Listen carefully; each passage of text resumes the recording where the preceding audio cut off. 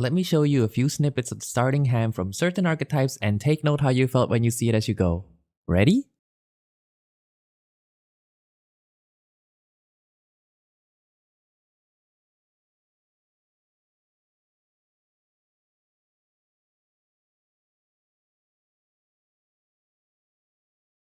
Now, I don't really know every one of my individual viewers' emotion, but the first 3 makes me sigh defeatedly and want to immediately press the surrender button.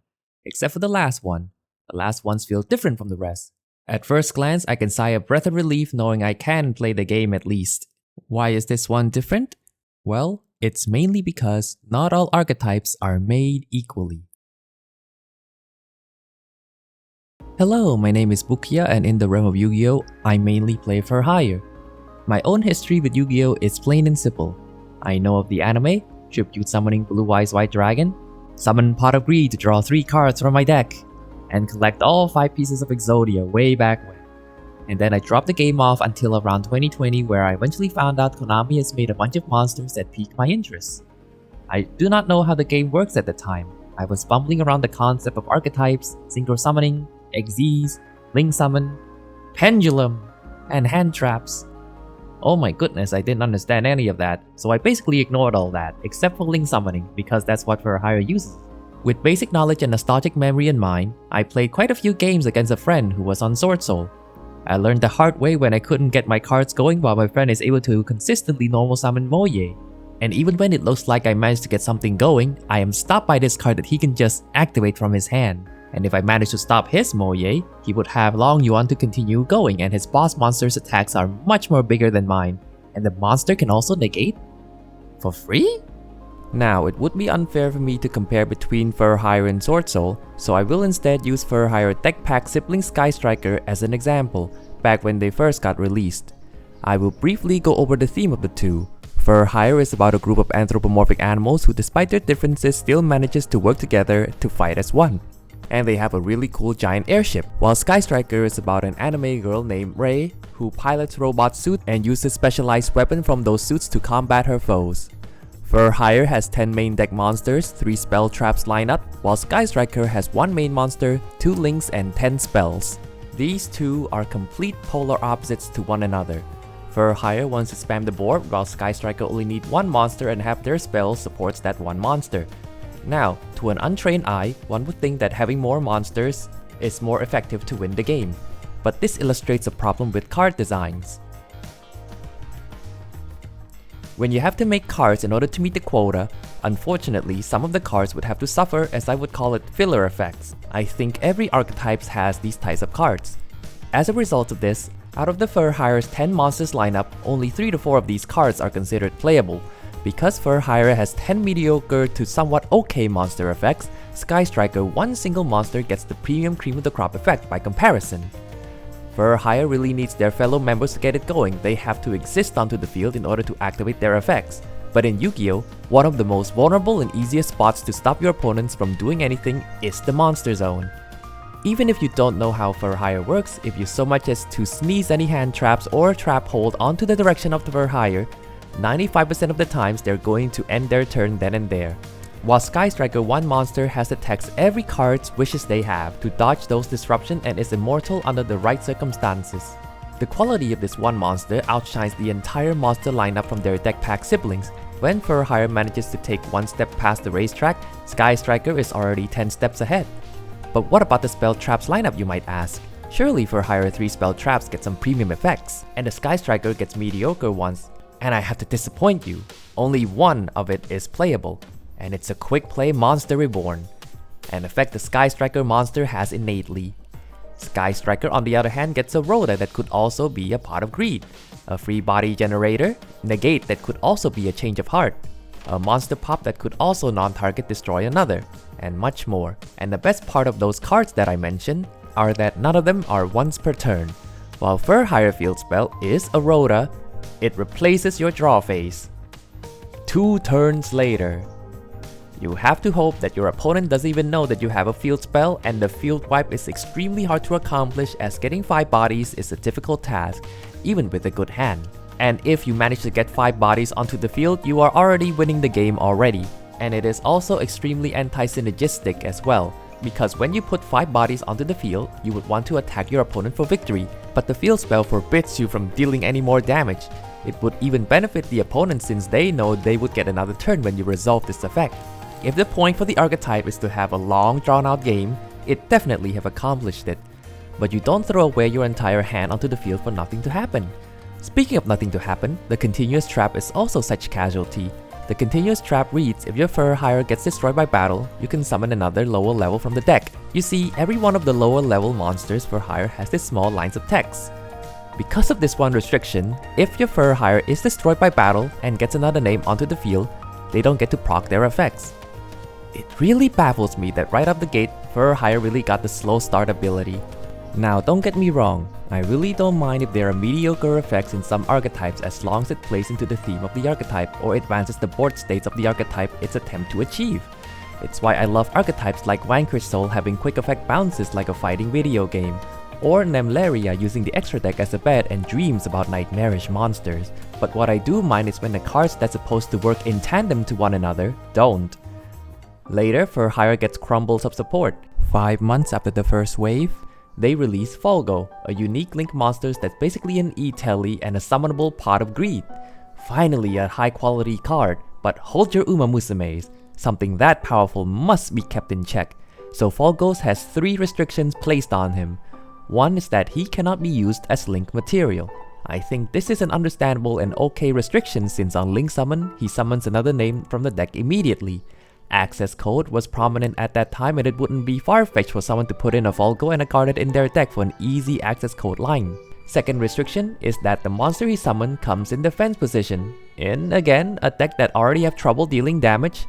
And Folgo can only Pot of Greed if you control 3 names, and he has to see that your opponent's card is destroyed by battle or card effect. These are very delayed payoffs. If your opponents decide to do nothing, then Folgo is basically just a 2.4k vanilla monster that cannot get over a lot of the boss monsters at the time, which is mostly 2.5k stats or above. The monster he summons cannot help with battle as well since he summons in defense position.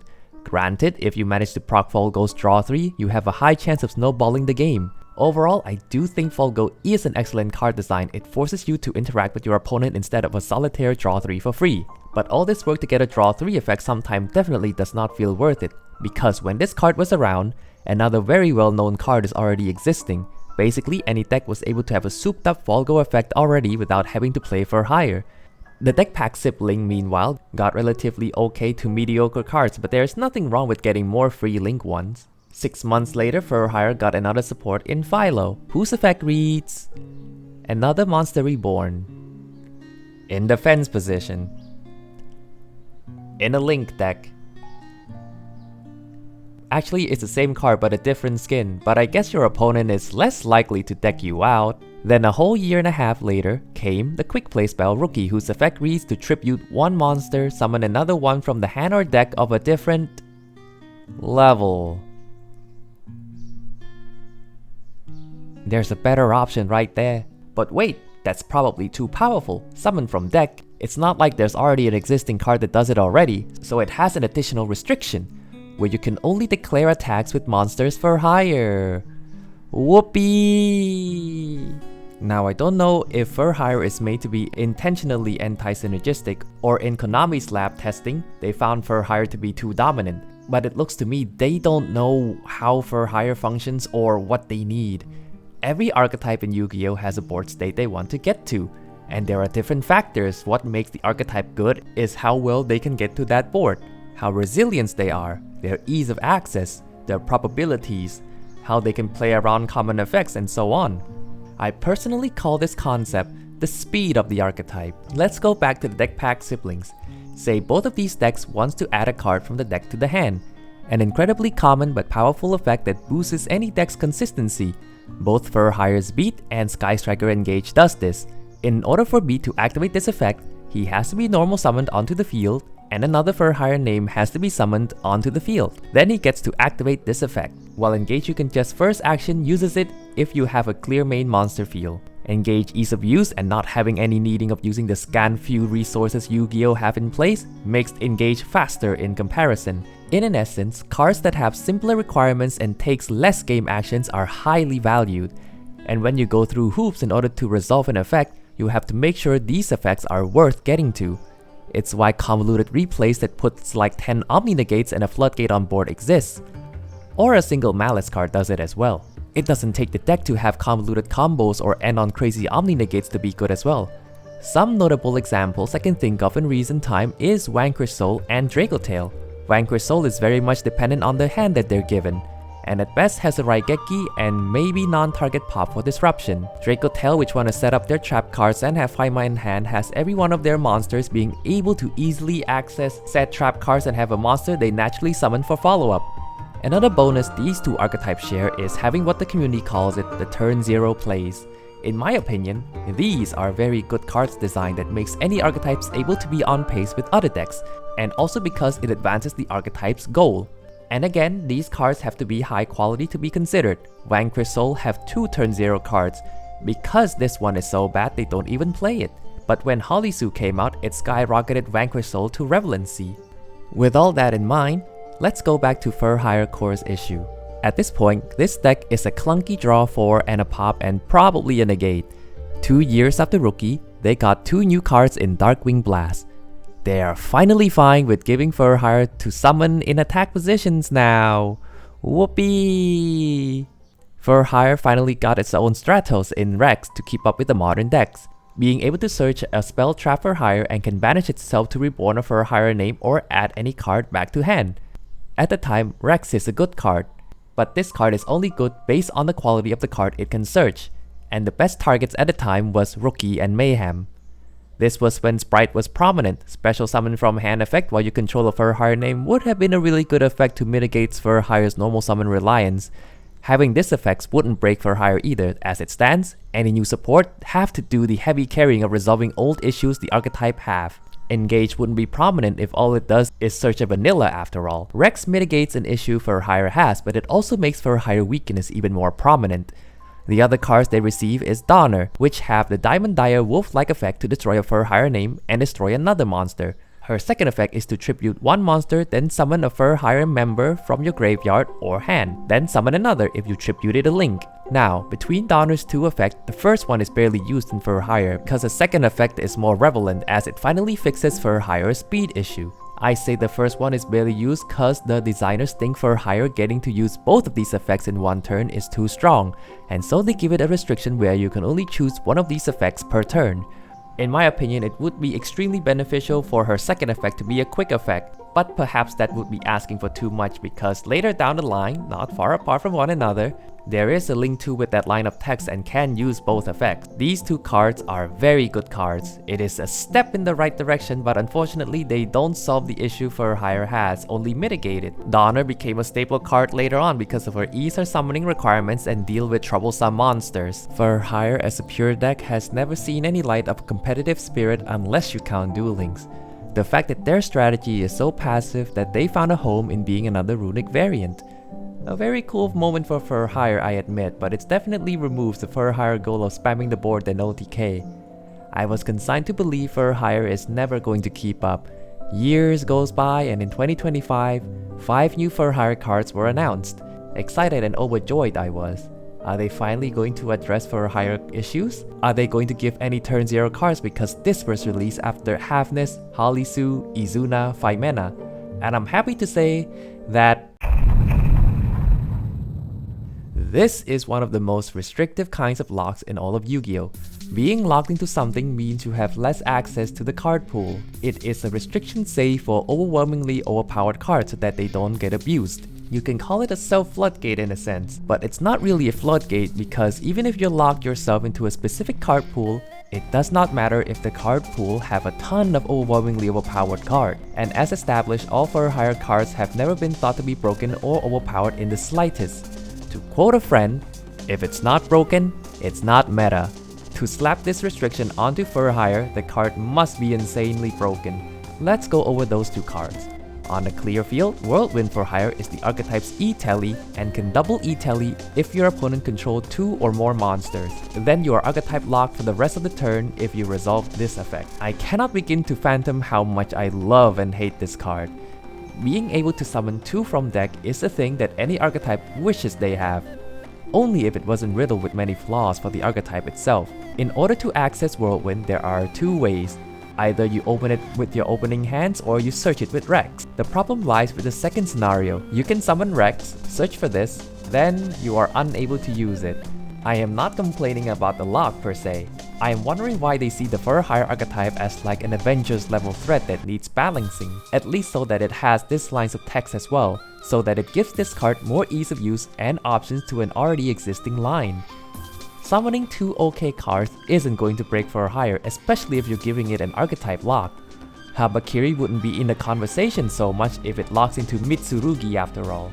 It just makes this card very awkward and clunky to use, as it also clashes to its own existing restriction and playstyle itself. Folgo and Rafal draws from the deck often as well, and if they draws into Whirlwind, it becomes a dead card. It's the same feeling as drawing a garnet or pieces of your fusion material.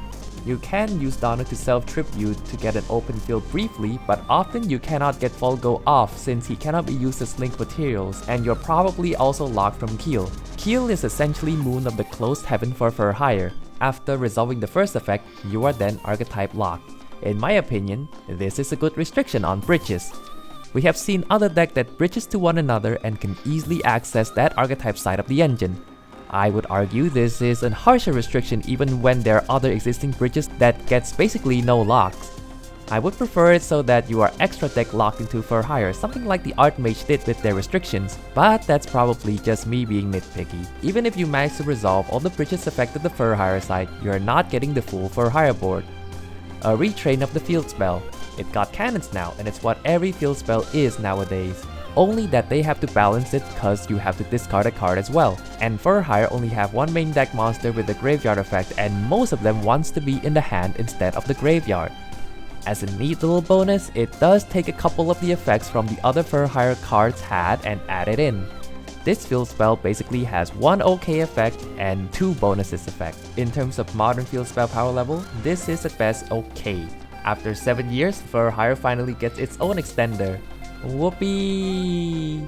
This is probably one of the best cards Fur Hire got in a while since it actually fixes the issue. I only wish this card is the turn 0 card Fur Hire get. A 2-card combo turn 0 shared right might be too OP, you might say. No other cards that can do that with much ease have already existed yet. The trap card has the same Donner situation as they believe Fur Hire might generate advantage too easily, so they absolve to give it yet another restriction. In Yu-Gi-Oh, there are 3 types of cards: monsters, spells, and trap cards. Spell is often considered the best one, and even better if it's a quick play because you can use it immediately or set it and activate it like a trap card. Trap cards are often considered the worst unless they have a way to be activated immediately. So giving a trap card to an archetype which already have a hard time getting it going is an interesting choice. Does any of these 5 cards solve Fur Hire issue? Well, yesn't. Like before, it solves one issue but it creates another. In a world of no turn 0, you have to hope you have that Habakiri level of card design to advance your deck strategy. Fur Hire is essentially still a 2-card combo deck when every modern deck can 1-card combo. It is an interesting problem to have that other decks can 1-card kickstart your archetype's board better than your own archetype. Keel having to take 2 bodies in an archetype that already have a hard time putting bodies on board innately is an interesting move. It's not like Folgo needs a tougher time making it onto the field. Even more so that Keel sets the spell traps when majority of the Fur Hire cards are quick plays. I will give this a pass since Keel's best target is Fandora, and it is very on theme with his shipwright work. Fandora having to discard when the archetype have a lot of shared effects to summon from hand is again also an interesting choice. At the time of writing this, Burst Protocol is about to come out with the new cards. Fur Hire as a pure deck didn't make any splash into the competitive scene. At best, rogue. K9 Fur Hire became quote-unquote the strongest variant. This is a bit misleading since K9 is what doing the hard carrying here. If you add in the Fur Hire cards, you are probably only making the other side worse. Interestingly enough, there's a completely unrelated TCG exclusive card that just so happens to work with Fur Hire, and it's a tour guide effect.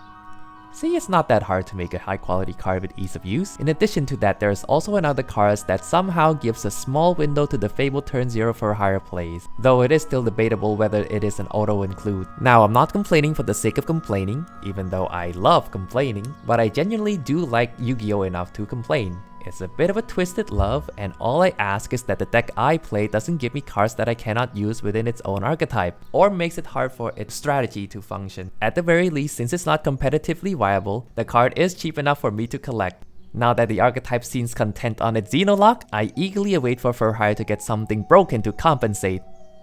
In 50 years. While its deck pack sibling gets more support, an anime, and its 10th alternate artwork. Just don't give Furhire a Floodgate or a Counter Trap Omni Negate. Thank you for watching, bye!